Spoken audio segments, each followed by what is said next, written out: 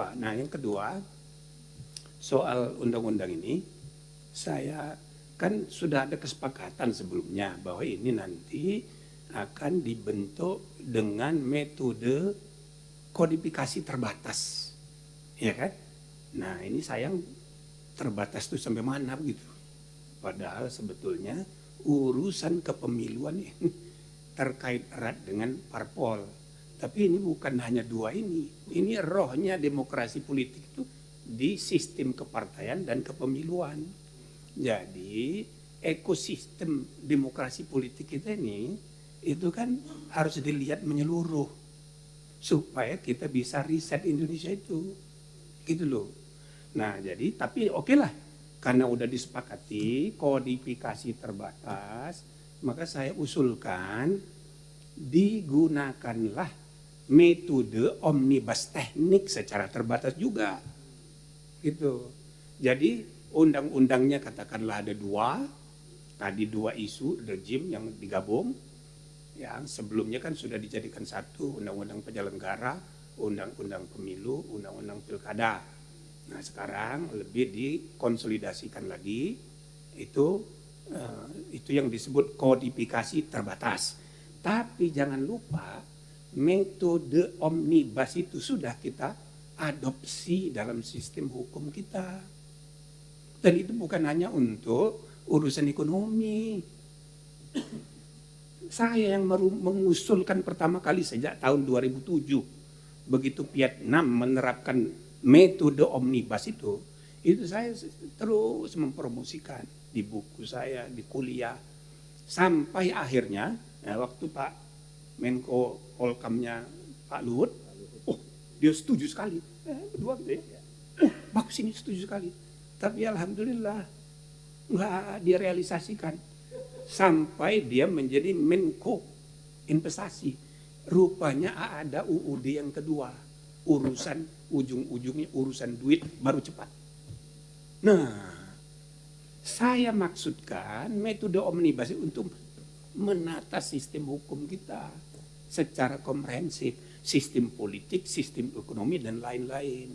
Tapi sesudah urusan ekonomi baru cepat. Tapi begitu dipraktekkan kelebihan, campur aduk antara pengertian omnibus dengan kodifikasi.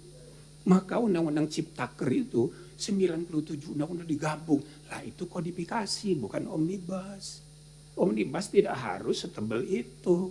Dia menyangkut banyak undang-undang saling dia dibikin lex spesialisnya dalam satu undang-undang yang tidak terpaku pada judul. Jadi sedikit saja saya memberi dorongan pada saudara-saudara untuk memanfaatkan metode yang sudah kita terima ini di undang-undang revisi undang-undang P3. Dulu pada tahun 1867 pertama kali di Kanada itu dibikin Canadian Shipping Act, undang-undang tentang perkapalan. Ketika dibahas muncul isu mengenai pelaut kawin cerai. Banyak urusan rumah tangga para pelaut. Maka ada usul dimasukkan di undang-undang ini. Ribut. Lah ini kan kita mau membahas perkapalan.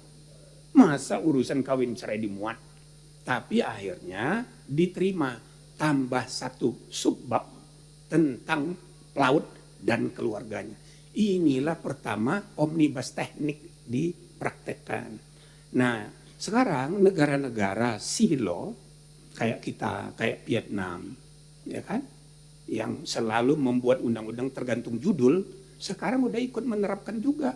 Maka pakai dong di undang-undang pemilu ini. Misalnya, sekurang-kurangnya ada 16 undang-undang yang harus dipertimbangkan, yang harus ikut diperbaiki. Ya, kalau tidak diperbaiki, tidak kelihatan di DPR, tapi di lapangan banyak masalah. Contoh, yang paling ringan aja, di Aceh. Di Aceh nggak ada KPU, yang ada KIP. Di Aceh tidak ada Panwaslu, yang ada Panwasle. Diatur di undang-undang pemerintahan Aceh. Ketika dibentuk, Panwasli anggotanya 5. Panwaslu seluruh Indonesia anggotanya 3. Diangkat secara nasional. Nah yang 2 tambahan dipilih dari DPRD, DPR setempat. Nanti waktu dia pelaksanaan ribut soal anggaran. Waduh, mau perang dunia gara-gara istilah itu. Nah, jadi tolong diperbaiki itu di undang-undang ini. Jadi undang-undang PA itu bikin lex spesialisnya di satu ayat saja. Begitu juga misalnya undang-undang DKI. KPU itu, saudara, ada di setiap kota sampai di Kabupaten Pulau Seribu.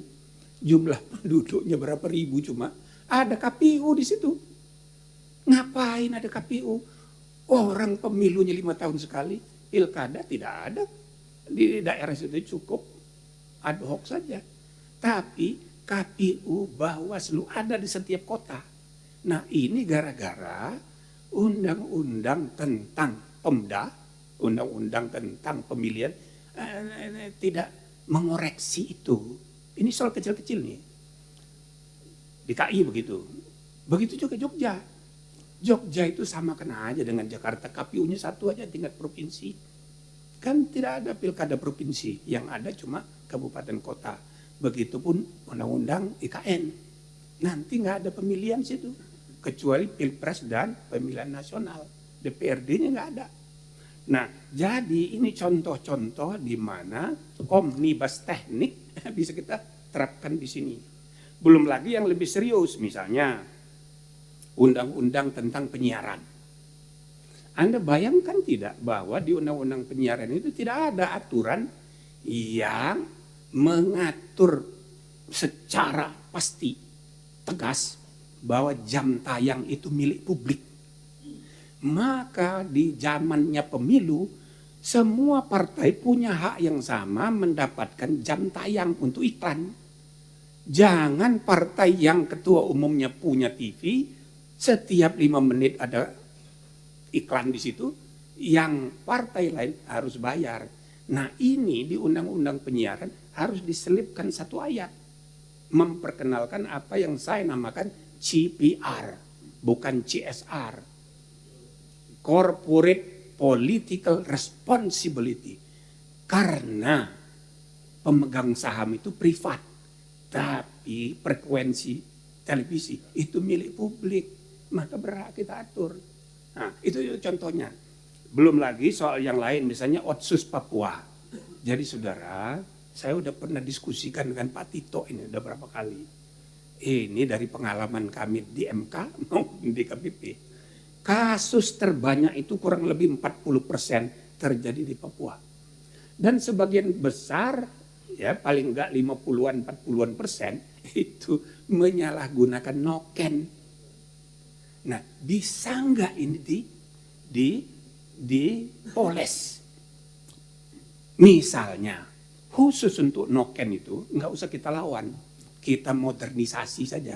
Misal, kita adakan khusus untuk Papua karena statusnya daerah khusus, daerah istimewa, maka pemilihan di sana itu pakai sistem electoral college, khususnya pilpres dan gubernur dan wali kota. Memilih orang, pakai electoral college seperti di Amerika. Misal, supaya tidak terjadi misalnya ada desa waktu pemilihan yang lalu tahun 2019 Prabowo dapat 0, sedangkan Jokowi dapat 100%. Di desa yang lain sebaliknya, Prabowo dapat 100%, Jokowi dapat 0%. Itu tidak mungkin, tapi karena noken disalahgunakan, jadi kayak gitu. Kasus begini kalau dibiarkan ditiru daerah lain. Beberapa daerah yang sudah pernah meniru, Nias, Kalimantan Barat,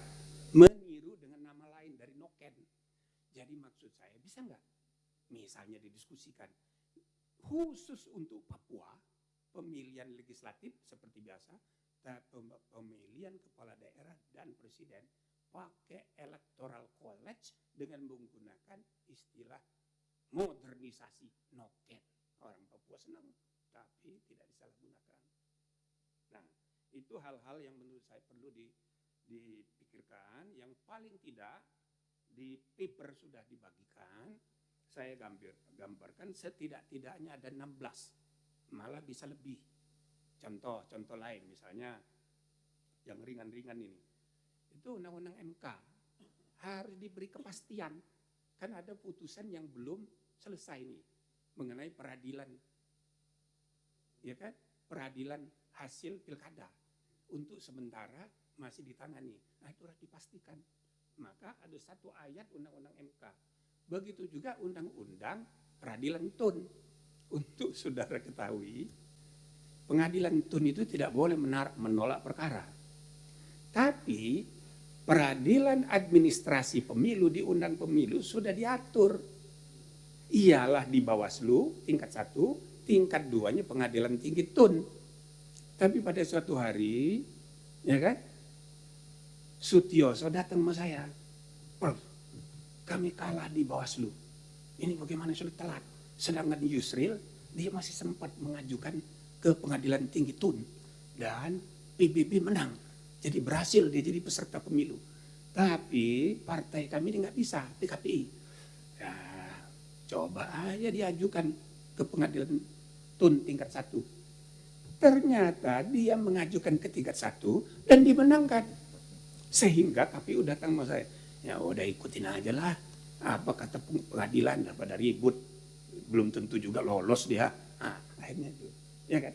Nah, mengapa bisa terjadi begitu? Karena di undang-undang pemilu tidak dibahas. Tidak ditentukan bahwa pengadilan tun tidak berwenang menangani sengketa administrasi pemilihan umum.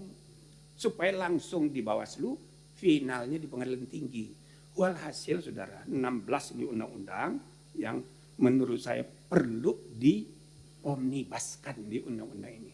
Termasuk terakhir tuh undang-undang peradilan militer. Saya mengajar guru besar di Unhad dan Sekolah Tinggi Hukum Militer. Jadi khusus untuk Gakumdu, ya kan, pidana pemilu, mereka siap-siap tuh kalau ada TNI yang terlibat, maka dia akan disidangkan di pengadilan militer. Nah menurut saya supaya ini diintegrasikan dalam satu kesatuan sistem kepemiluan. Jadi di undang-undang ini disebut eksplisit aja. Pengadilan militer tidak menangani perselisihan atau tindak pidana pemilu. Walhasil saudara-saudara sekurang-kurangnya 16 ya undang-undang yang perlu dipertimbangkan supaya kodifikasi terbatas ini nanti akan menjadi electoral code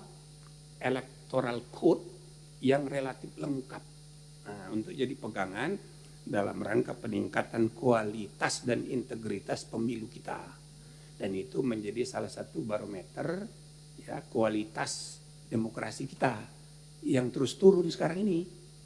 59, padahal kuantitasnya nomor 3, third largest. Tapi kalau menurut saya bukan third largest, Indonesia is the first largest democracy in the world. Dipandang dari electoral demokrasinya. Jadi 6 presiden dipilih rakyatnya terbesar, 3 dari Indonesia. Nomor 1, nomor 2, dan nomor 6. Prabowo 90 juta, Jokowi, dan nomor 6 itu adalah SBY. Nah nomor 4, nomor 5 Donald Trump, Joe Biden, nomor 5 loncat tadinya SBY nomor 5, nomor 6 Vladimir Putin tahun 2024 karena dia didukung 87% pemilih rakyatnya. Jadi Indonesia ini the first largest democracy. But in terms of the quality turun 59. Salah satu sebab turun itu adalah ruang publik kurang pertengkaran tentang ide-ide itu. Ada perasaan umum, saluran tersumbat.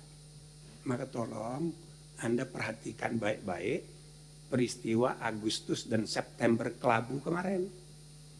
Yang di depan itu memang polisi kena getahnya. Nah ini yang kami lagi urus nih. Ya kan? Kantor polisi dibakar semua. Jatinegara itu Polres, Polsek 2 hancur. Tapi yang paling banyak itu DPRD. Sedangkan DPR karena ketat, dijarah saja anggotanya. Ya kan? Nah itu kalau dievaluasi ada masalah dalam sumbatan aspirasi. Sistem perwakilan kita tidak menampung itu. Itu loh. Partai yang beroposisi, yang malah menyebut oposisi pun nggak mau, pengimbang ya sama aja, cuma satu. Maka pertengkaran di ruang publik menjadi prasyarat penting untuk substantif demokrasi. Nah, jadi saya rasa itu saja.